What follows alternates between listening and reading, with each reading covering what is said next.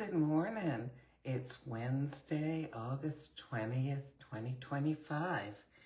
And yesterday, if you remember, I had Buenos Aires Lungo and whole milk. Well, today, Patty very kindly reminded me that I should froth the whole milk. Oh my gosh. So I've got my milk frother here with whole milk in it. Let's see, I don't know if you can see that. Let me see if I can adjust my phone. Oh, let me try this. Hang on. There we go. Okay. That will work. Alrighty. Yeah, I'm dressed for the pool. That's where I'm headed as soon as it opens this morning. Okay, so I'm going to go ahead and turn the milk frother on because we would like some nice hot froth. You know what? We can watch it. Well, we'll try. Because, you know, when it warms up, it'll fog up the lid, but we'll give it a try here.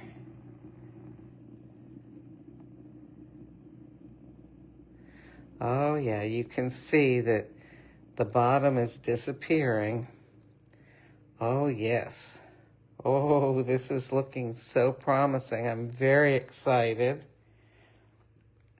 Oh my goodness. So, I know that some people, when they go to a coffee place, you know, where baristas make your coffee, that they're given a choice of milks. And very often they'll choose, you know, almond or oat, or they'll choose low-fat milk. But there are also those of you who will just go whole hog and choose whole milk. Okay. Oh, doesn't that look lovely? Okay.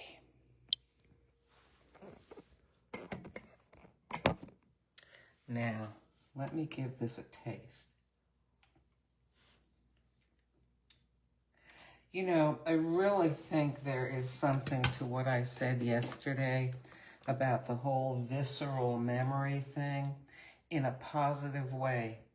This tastes delicious to me. This brings back just all kinds of happy, not memories, but happy sort of emotions from my past. Wow, okay. I've got the Buenos Aires Lungo here. All right, and I have a nice mug befitting lovely froth here. Okay, so we'll pour the liquid milk and, you know, I'll just put the froth in too.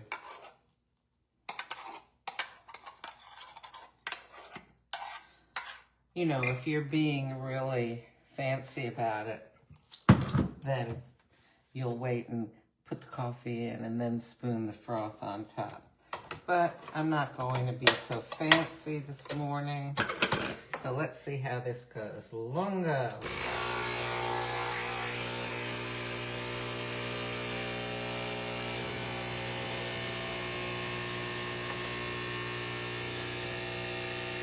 I really do wish that the spout was a little further out.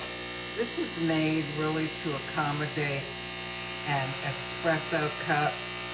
If it was a little further out, then it would be coming more down in the middle. Here, I'll show you what I mean, okay?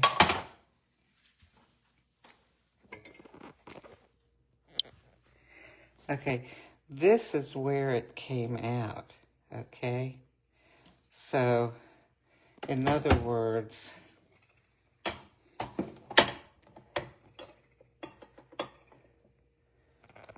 see how close it is? I can't get it any closer. Now, why does it matter? It doesn't matter to the coffee itself, But what it matters to is it's so much prettier when you can see the coffee, the dark coffee swirling into the milk. Okay, so we'll just give a little bit of a stir here. As you can see, that froth is still lovely. Oh.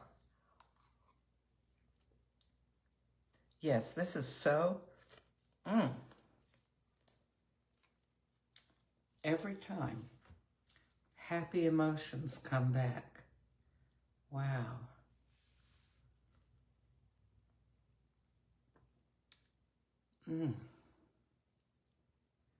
Gosh, this is very nice. Yeah, next time if I go to a coffee shop, I'm gonna ask for whole milk.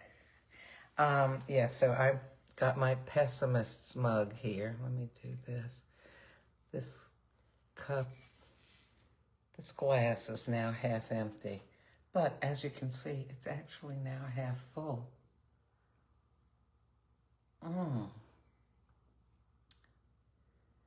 This is so lovely. You know, this, I remember now, I have been to coffee places where, I don't know what it is, maybe it's the milk that they use or the fat content of the milk, I'm not sure. But when I drank the coffee, the milk sort of tasted like nothing. This tastes rich and good. I don't know, maybe they just use low-fat milk, subpar cows, I don't know. Should I put some sweetener in?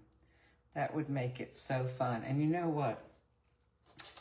Back a long time ago in my childhood, well, back then people used saccharin to sweeten coffee. And what does Sweet and Low have in it? Let me get the magnifying glass. Okay. So it's a blend of nutritive and non-nutritive sweeteners. Dextrose, saccharin, cream of tartar, calcium silicate, which is an anti-caking agent. So it doesn't just get into one sort of blob in there that doesn't want to come apart. So this does have saccharin in it. So you know what? I'm going to use this to make it taste like things used to taste back then. Way back then. We're talking about the 1950s, 60s, 70s, I think. People were still using saccharin. Sweet and Low was the main sweetener that people had. Actually, Alexa, when was Sweet and Low first marketed? Here is an answer from an Alexa Answers contributor that I translated. Sweet and Low was first introduced in 1957 by Benjamin Eisenstadt and his son, Marvin Eisenstadt. For the first 6 years of being on the market, Sweet and Low was available only in restaurants and cafeterias. In 1963, Sweet and Low made its debut in grocery stores. Okay, so 1963 is when Sweet and Low became available in grocery stores.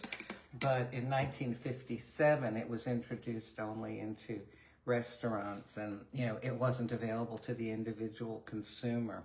So, yeah. Alexa, when did Splenda first get marketed?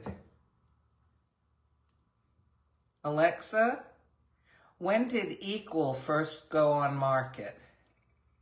From public.com. As of 4:30 p.m. ET August 12, 2025, First Bank, FRBA. Alexa, stop.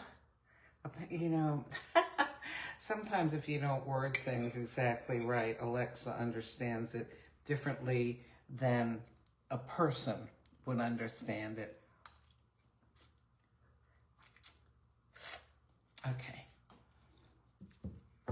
Artificial intelligence does not get a lot of stuff like people do. or to a person, you could explain it, but I can't explain it to Alexa, what I really want to know. Let me try this. Alexa, when did Equal first start being sold in stores? From Wikipedia.org. Stores in California sold in 1976. I don't know if that was the right. Okay, apparently I'm not a good enough question asker for Alexa to understand me this morning, but doesn't matter. Oh, this is good and brings back memories. So, if you have good memories of whole milk and of using saccharin or sweet and low, so maybe you were born in the 30s, 40s, 50s, 60s, oh, maybe even in the 20s. That is the 1920s, not the 2020s. Wow. Maybe give it a try. Ooh. Well, listen, this is very yummy. So let's hope that the latest hurricane, is it Hurricane Aaron, just kind of stays out in the ocean and doesn't come visit anybody. We're supposed to have a sunny day today, but tomorrow there's a chance of rain, and the next day even more chance of rain. Well, that's okay, because we need the rain too. Just not in huge amounts at one time. Well, all right. Don't have a lot to talk about today. Yeah, but I'll let you go. And thanks so much for joining me. Whoever is out there, I don't know, I don't see anybody watching this morning. But if you watch on replay, please say hi. I'll talk to you later, okay?